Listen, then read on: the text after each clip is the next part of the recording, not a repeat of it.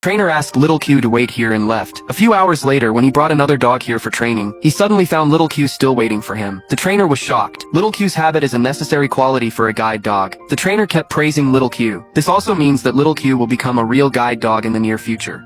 On this day, the trainer found a blind man. The trainer asked him to try Little Q. At first, the blind man didn't take it seriously.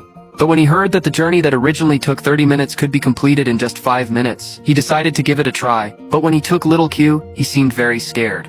But he loved his face and took Little Q and walked stiffly. When they reached an intersection, Little Q chose to stop. But the blind man, he said he was very familiar with the place.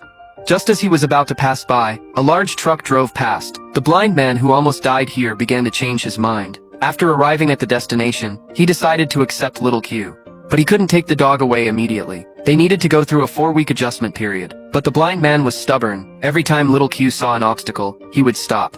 But the blind man insisted on moving forward. As a result, he fell hard. In this way, the others successfully obtained the certificate of qualification. The blind man seemed out of place. The dog seemed to sense his lost mood. So he wagged his tail and licked the blind man's arm. It seemed to say that I will always be with you. The blind man also showed a long-lost smile at this moment. He began to train with Little Q, trying to restrain his arrogance. Not long after, they finally graduated.